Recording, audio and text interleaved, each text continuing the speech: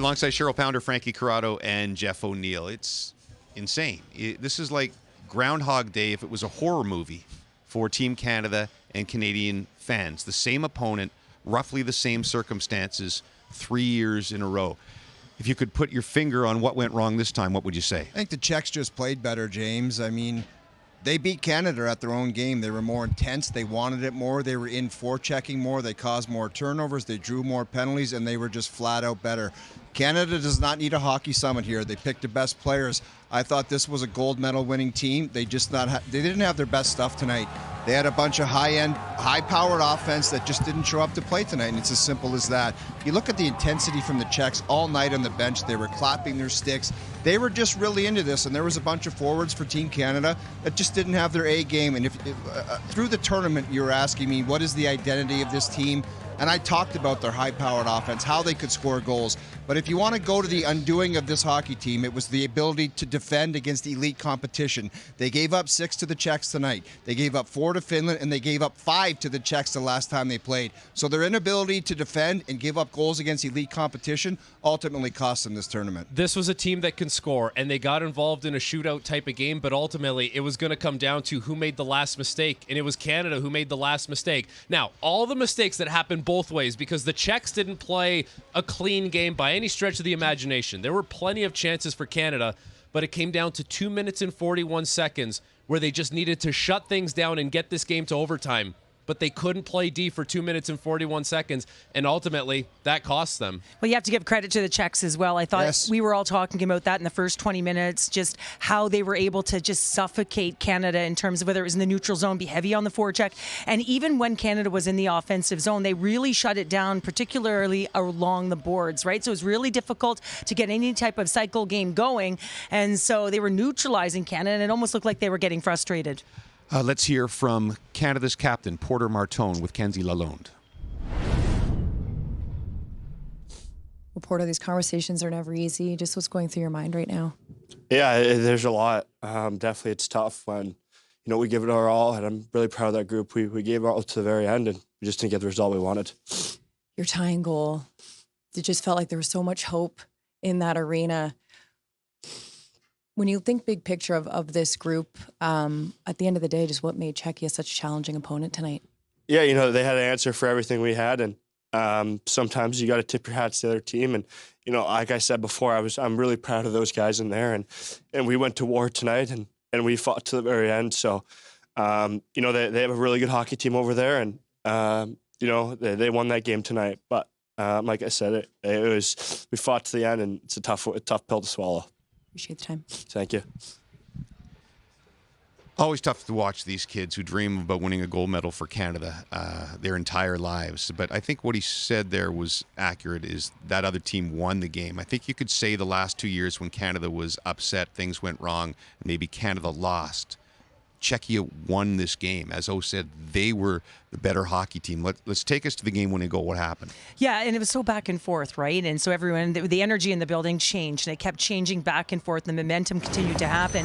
But listen, you have to make sure you do take away the back door, and you can see the converging on the rush through the middle of the ice. And once that puck makes its way back door, you can see that Misa has locked down the backside. Ivan Kovac, he's playing that shot there, so you got to take away that back door, and it just goes off of one skate, then another, and Poletin is able to put it in. And again, so difficult when you're driving through the middle of the ice, which Czechia did very, very well, pushing the defenseman back, and then that happens backdoor. Really, really difficult so late in the game, much like it was last year. In this 2-week tournament, you want your lockdown game to be the best in the most critical moments, which is now the elimination games, and they just couldn't get to it. We saw errors, we saw odd man rushes, we saw getting beat off cycles time and time again. They just couldn't get to that lockout game consistently.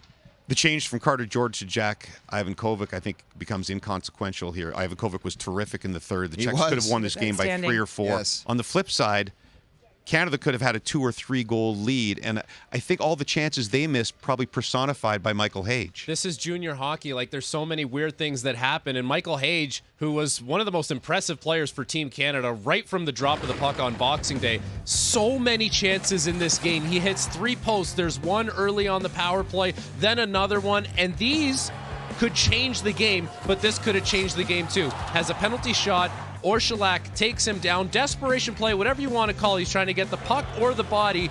He gets the body of Hage, knocks him down, so Hager's warded. Another penalty shot. He tries to go back to the same move.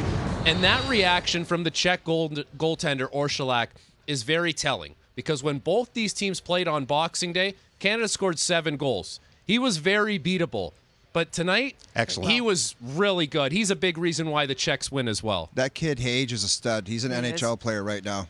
He'll be playing for the Habs at the end of the year. He was so impressive. Frankly shocked he wasn't named one of the 3 best players. Yeah, Let's hear from Michael Hage. Well, Michael, right now, what's just going through your mind? Yeah, it just sucks. I mean, it feels like kind of let the whole country down. Yeah, it just sucks right now. Well, look, you go back earlier to that first period and you lose a guy like Brady Martin. How did that impact your team going on throughout the game?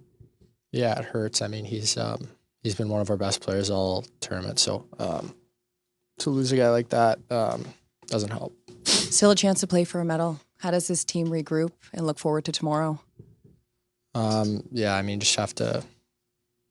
It's obviously not the medal we want, but just have to come and try to, get a win tomorrow. Thanks for the time. Yeah, thanks. If you try to pick a TSN turning point in this one, there's probably about 7 different ones in a back-and-forth crazy game like this. But one of them, maybe for Canada, was that Brady Martin injury, because the entire story going in was the balanced scoring from Canada. All 3, the top lines, having a minimum of 6 goals each, 5-on-5.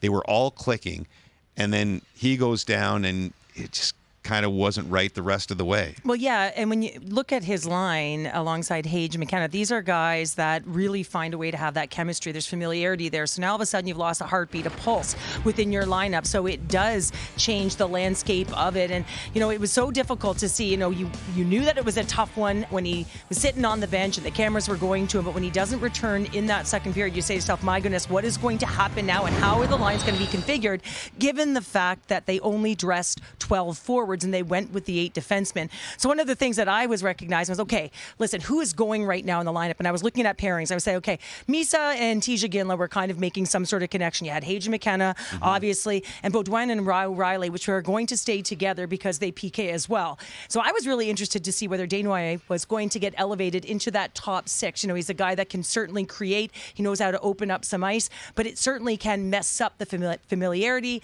the chemistry. You saw it sort of line juggling, especially in the second period. Sometimes when a guy goes out like that, you're looking for some rhythm because there's more ice time for everybody else. They just couldn't get it. A tough night for Gavin McKenna as well. Had that one rush late that kind of got the crowd on its feet, but didn't happen for the possible number 1 overall pick, who's with Kenzie. Well, Gavin, Czechia just continues to be the thorn in Canada's side. What makes them such a challenging opponent? Yeah, I think they play hard. I believe we should have won that game. Obviously, it's tough. It sucks, but, kudos to them. They played hard. They play a hard game, and good luck to them in the finals. What was the difference between a win and loss tonight? There were so many chances, so many opportunities. How do you kind of think back on the game collectively? Yeah, honestly, it's hard to think right now. I think, obviously, we had some bounces that didn't go in. That last goal gets kicked in, and, it counts. So, I don't know. I don't know. You lose a guy like Brady Martin early on in that game. How did it impact your group in the locker room and on the ice as the game went on? Yeah, obviously it sucks losing a guy like that, but I think it fueled us, honestly. We came out hard in the third period. We played hard. We knew we had to step up without him in the lineup, and obviously it sucks losing him, but yeah. Appreciate the time. Thank you. 10 points for an 18-year-old is never a bad performance in the World Juniors, but you could tell he wanted more. Yeah, he didn't have his best stuff tonight. It was more of a perimeter game it's like this every time there's a big moment in the sport, whether it's a championship game, like the best competition, it's a lot on the inside, and if you don't go there and get the puck there, then you're ultimately going to be deemed ineffective, and that was his game tonight. It was just perimeter play. He had some nice passes, but if you're going to be that go-to guy, that number 1 overall selection, you got to show more than he did tonight. He just didn't have it. He's not a guy who's faced a lot of adversity throughout the course of his career. Last year, 150-something points in the WHL. He's always been the best player. He will get better from this experience, just like all of these players. I thought going to that third period, this is exactly the same situation Dale Hunter's last World Junior team was in against Russia in the final in 2020, where they trailed and they had that miraculous comeback and won the gold medal. Doesn't happen this time. Here's the coach. Well, Dale, in speaking with the players, you can see the emotion on their face and what this meant to them from a coach's point of view. How do you process this loss? Well, it's tough. We came back a few times on them, and we kept battling. And one of those games, last guy to shoot, to score, is going to win the game, and that's what happened. As the game went on, what were you noticing in terms of priorities that would give your team the best chance to win? Well, we just got to get the puck in deep. We had some good looks there. The goalie was good. You got to give the other team credit sometimes. They were good tonight, and the goalie was good. What do you make of the final 5 minutes? I mean, chances tying things up, some penalties as well. Ivan Kovic standing on his head. How do you process the final 5 minutes? Well, that's that's the World Juniors where two good teams are battling and stuff like that will happen. What will be the message to the group to regroup and know there's still a medal to play for at this tournament? Yeah, it's a medal to play for. It's it's a game. It's an honor to play in the bronze medal game, and we surely want to be in the gold. But it's a game of hockey, and we got to win tomorrow. Lastly, Brady Martin, you lose him early on in the first period. How did that impact your team? Well, it hurts when you lose a top six forward like that, but that's part of the game. Appreciate the time. No excuses, but you wonder if he just didn't have enough on the back end as far as defensively. Obviously, it would have been great if Matthew Schaefer was here. That was never going to happen. But even Sam Dickinson would have probably made a huge difference. Right, but at the same time, they made the decision to dress 8 defensemen, right? Mm-hmm. And so you feel like you could insulate things that way. You dress 12 forwards in this game. Now you have to scramble the lines a little bit. I give Dale Hunter a lot of credit for the decision that he made to go with Jack Ivan Kovic. That's not an easy decision to make at that point in the tournament, but you can chop it up a million different ways. Against the Czechs, they just weren't the better team. All right, and so Canada will play for bronze. And again, what often we see in the bronze, especially a team like Canada, is it's tough in the first period. You can just tell.